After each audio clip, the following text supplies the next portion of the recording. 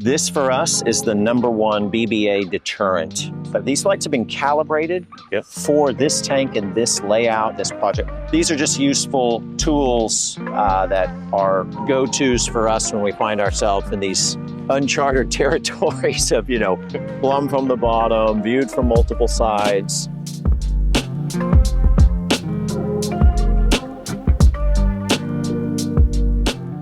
Okay guys, we are still in Houston, Texas, and I got something really cool to show you. We are currently in a really nice restaurant. This is a client from Aquarium Design Group. Jeff is currently doing some maintenance. I'm gonna take you guys along. What are we doing, Jeff? This is how I'm gonna I need to top off the tank here. So we've got RO water from the back that's been hard plumbed. So it comes, you know, the plumbing's all the way through the floor and comes out right here just for very easy water changing, obviously replacing the water and topping off, etc. with RO. This is just a kind of our own custom fill hose we fabricated. The flow meter here, so especially at water changes with the RO to remineralize, we can know exactly how much water we changed, so we can do a proper recalibration. Okay. And yeah, I've never seen that before. Yeah, so just top off obviously from evaporation. I'm not going to remineralize, but definitely after water changes, having the meter on there. And these are really not that expensive. And you know, you can see it can be plumbed in a lot of different ways. So I don't know, maybe that could be useful for someone with a RO system, a home RO system. It's a good hack to have a good idea of or let's say a more precise knowledge of how much water they've changed, so we can really finely tune that recalibration. So I just need to go turn on the pump, and so that I can pump water into the tank just to do the top off. So this is a between water changes visit where I'll come in, I'll feed the fish, I'll, you know, skim any leaves or debris from the surface, clean the glass, top it off. You know, being an open top, obviously, the evaporation is very consistent. So this topping off is a few times a week here.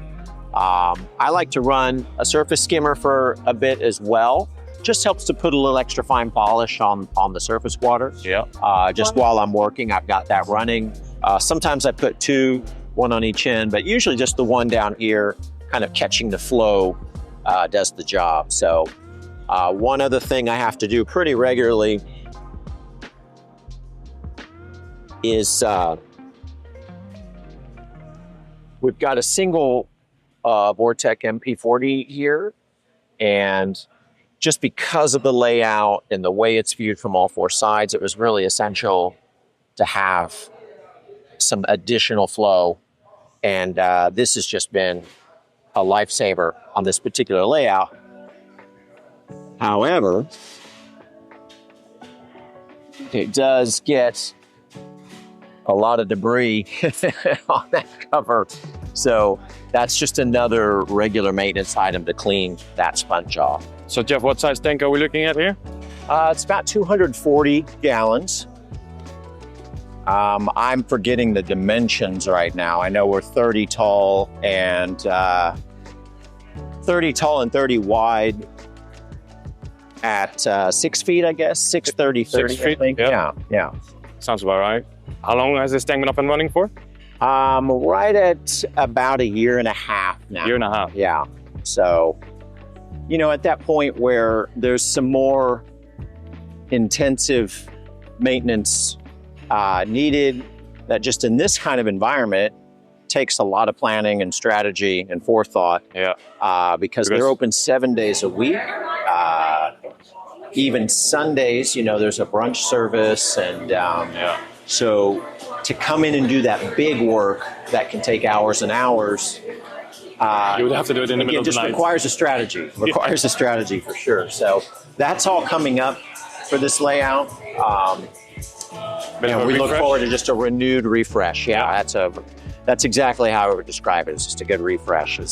Yeah, we were just talking about it, and Jeff is not really happy with the big clumps of Pinnatifida and the big clumps of moss over here. Ideally, he would like to remove that, but of course, you don't know what you're going to find underneath those clumps. And that will also mean that the layout is not going to look 100%. And Jeff is a bit of a perfectionist, you know, he wants things to look great all the time. But yeah, with a planted tank, that's not always possible. So probably in the next few weeks, this tank will get a bit of a larger maintenance session. But for now, he just comes in on a regular basis, feeds the fish, does small maintenance sessions, small trimming sessions, and yeah, just make sure that this tank is looking good all the time. Okay, so what do we have equipment-wise? I see 2 Eheim external canister filters. It's our famous Eheim 2262. That's the biggest one they do, right? Yes.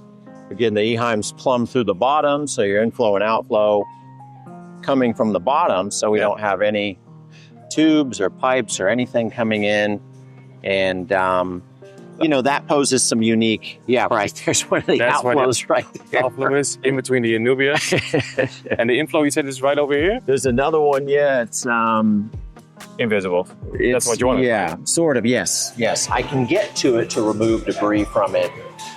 It's why we love a really robust filter like the Eheim there, because even with that intake, those trapped some leaves, etc., the flow is still quite vigorous. So obviously glass inflow and outflow pipes here, would not be an option at all. So too many people passing by. Correct. And you can see too, with that circulation pump off, it's very challenging to get, the flow moving throughout the whole structure. It's obviously viewed from 4 sides, etc. So that's where that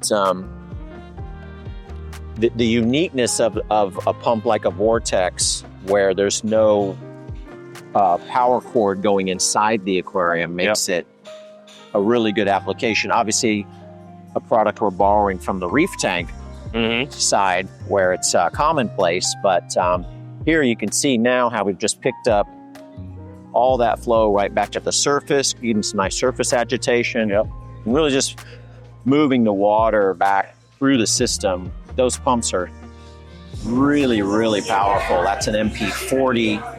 It's maybe at a little bit over halfway, so it's not even running at full power. Full power would be, a little too much, actually. So these are just useful tools that are go-tos for us when we find ourselves in these uncharted territories of, plumb from the bottom, viewed from multiple sides. You're presented with a issue of good flow long-term, and have to come up with a solution. And the flow pump is hardly visible from... Sure. It's part of why I've maintained this larger group of the Pinata Fida here too, is, this is more, the backside where we mounted it is more of a work area. Guests are primarily seeing it from the 3 sides. So from the entryway or from most viewing angles, it's not even visible. No. Jeff, am I right saying that these are Kessel LEDs? That's the Kessel, the Kessel, their track system, which is, we've been using a lot of.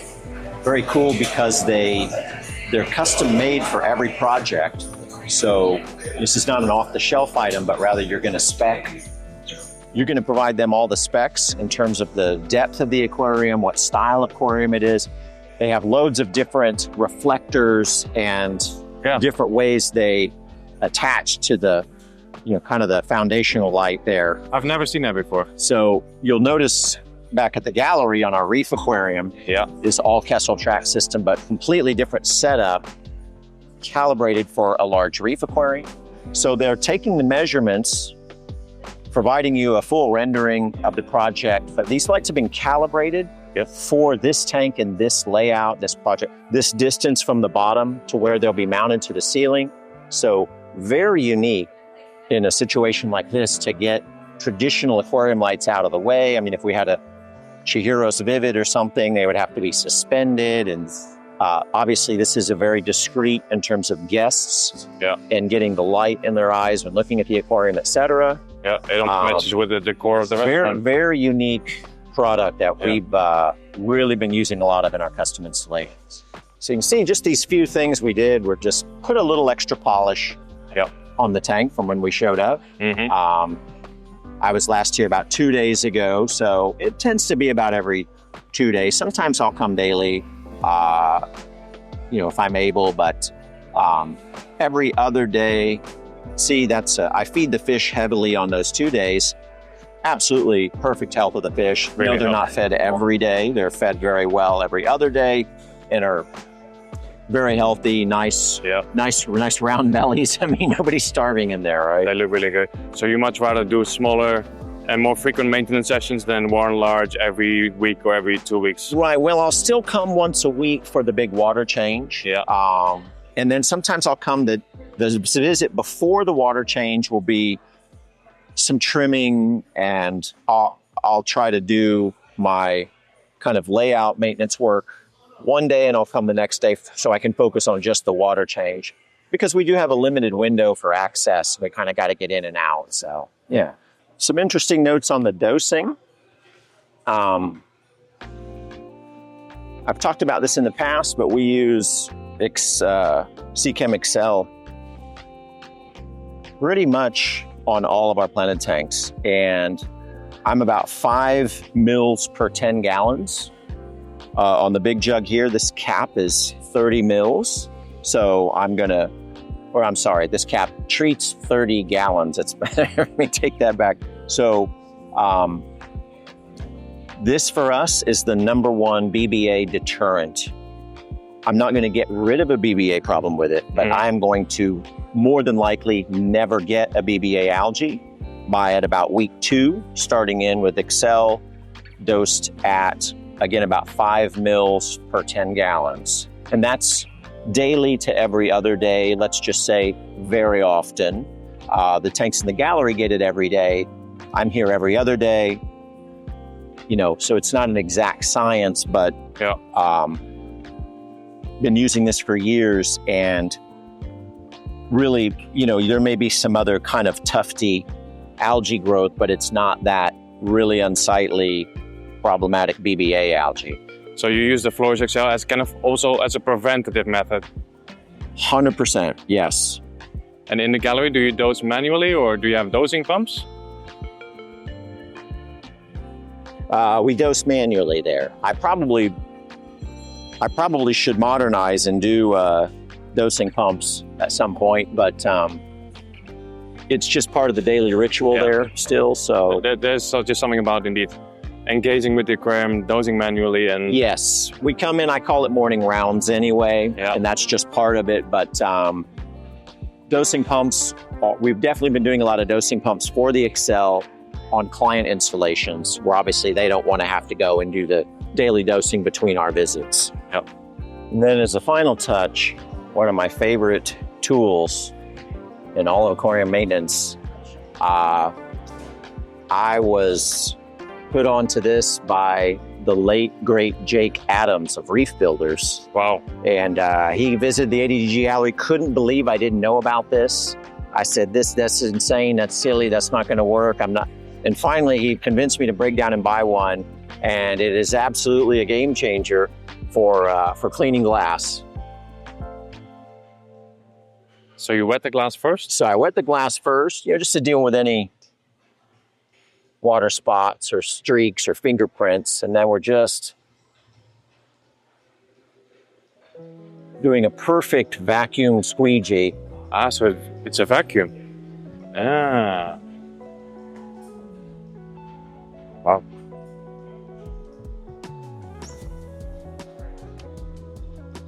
That's it. That's it. 4 streaks is all it took. Yes, and it's just, you know, there's no water running down like a traditional squeegee. The vacuum's very well calibrated. It's actually a German product, extremely well made. I've had some of these for a very long time now. One of my favorite things in all of aquarium maintenance, for sure. Yeah, you love doing this, I can see it.